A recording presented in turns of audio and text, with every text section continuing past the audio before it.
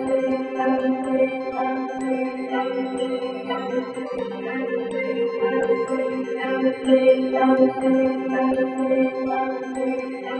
well, we've got Burnley's Wade Elliott and Michael Duff here, guys.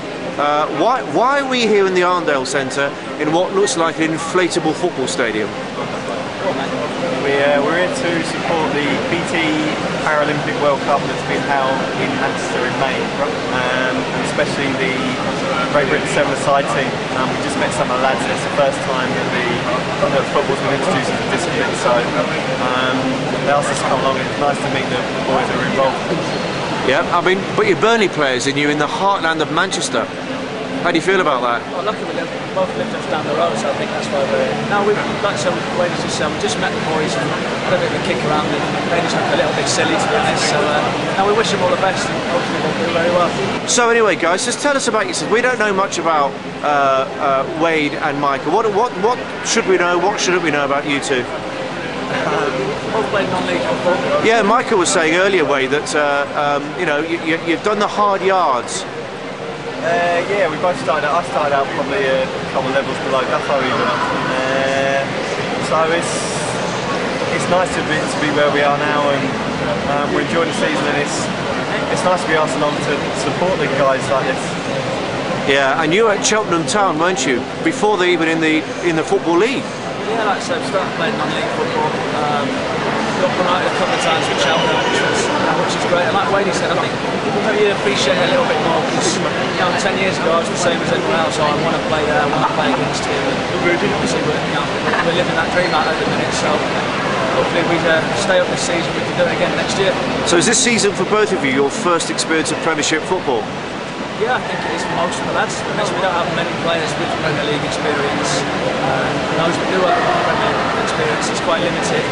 So I think it's been a great ride for everyone, really, with the ups and downs of the bad. Now, can you enjoy it? Because obviously you had a great season last year, you got promoted, isn't it wonderful? But when you start beginning to lose a few and you're playing against the big boys week in, week out, I would have thought you must still enjoy it, especially with your background. Thanks, yeah. I didn't mean that as an insult. But I mean, 10 years ago you played at Cheltenham. I think you can. It's probably not a better ground in the league to play at than Turf Moor. The atmosphere is always brilliant. And if you can't enjoy going to places like Anfield and Old Trafford and Villa Park, then you're probably in the wrong game. So it's been a great season, and we're confident that we can hang around for a couple more if we perform to our maximum.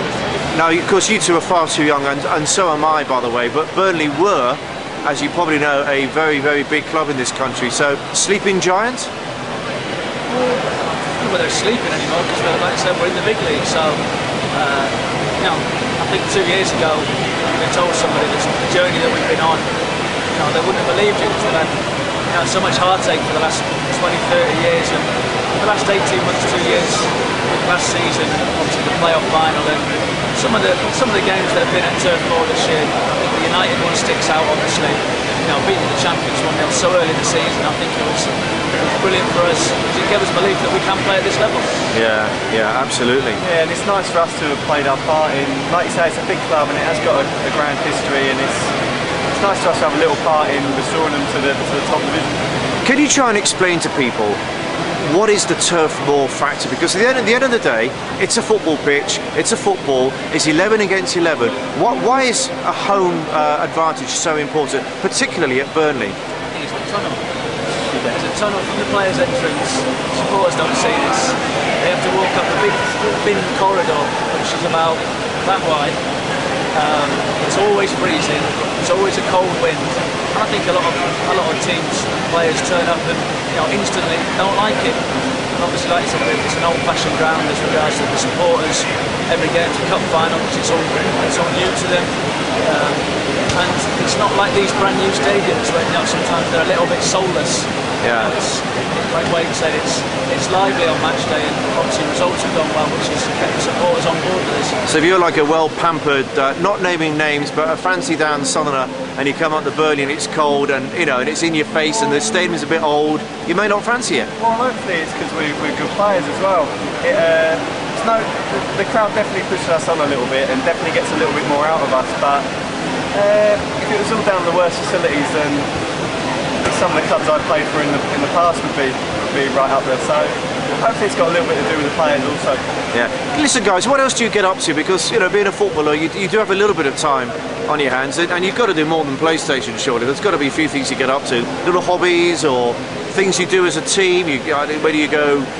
Paintballing, or I'm probably the best Mario Kart DS player at the club. Right. You look very proud about that. I'm very good. It's always the worst, that's why you say it. It's quite a really contested little school that we have. When obviously we spend 6, 7, 8 hours on a bus, and everyone's got the Mario Kart DS, and Wade is officially the worst player we have. So. Yeah, I'm not good. No, away from the club personally, you know, I like to get the golf.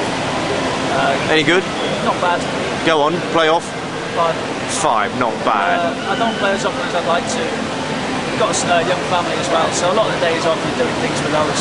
Yeah. You know, nearly every weekend, a lot of the times ruined when you're away from home. So when you do get days off, it's really just try and spend time with the family. I guess if you stay up, and I say the word if, I would change that to when you stay up. I guess it's massive, because if you just keep that first year, like Stoke did, and you know, Wigan, whatever, I think you've consolidated, and then you can kick on. It gives the club the chance to improve the infrastructure and everything that comes with sort of the money that comes with being up, and it really gives the club the chance to consolidate in the division, and hopefully they'll still want us if we do. Think about being in the Premiership as well. Like half the games you play are within sort of 30 minutes, 40 minutes of Burnley. It's brilliant, yeah, because I was at Bournemouth a few years ago, and every away game was a good 3-4 hour trip minimum. So it's great for us. Even away games, you're home in an hour, so perfect. You'd think, Michael, with all that time on a bus, you might have perfected his Mario Kart. He doesn't need to play with the lads. He needs to build his confidence up a little bit at home, I think, and get a few more stars. But I mean, half the away games are in Liverpool or Manchester or Blackburn or, you know, Bolton. Yeah, I think that's why it's so good up here. It is a football hotbed. There's 7 or 8 clubs in the Premiership, and then there's another. So when I drive into Burnley on match days, you go around the M60 and it's full of football supporters going off all over the place to different games. You do get that atmosphere that the whole region's turned out to go and watch football. So it's nice that we're right in the mix of it. Yeah, I bet it is. Yeah. So anyway, you are going to stay up. We know that. I mean, there's a lot of teams down there, aren't there? It only takes what, a couple of wins and you're free of them. Yeah, I think Sunday, you know, I know it's a massive if, but if we'd have beaten Villa on Sunday, we would have gone from 19th to 13th. So that shows how close it is. You know, yeah, it's a lot easier saying getting a win than what it is actually doing it in the Premier League, because you know they're hard to come by at 3 points. But you know, we've like you said, Wade said, we've got plenty of belief that in the 12 games that we have left, we've got enough in the squad to keep us up. I think the problem against Villa was, I mean, you were leading 1-0, weren't you? But then you kept seeing the clout and blue, and it just confused you. Kept passing to the wrong players. It's nothing to do with us. Yeah, we're declining all responsibility. There's all these clout and blue teams in the Premiership now. West Ham as well. And I don't think we can blame it on that, in fairness. I'm just trying to help you here, guys. Yeah, thanks. Anyway. All right, well, good to meet you guys, and best of luck for the rest of the season. Cheers. Cheers.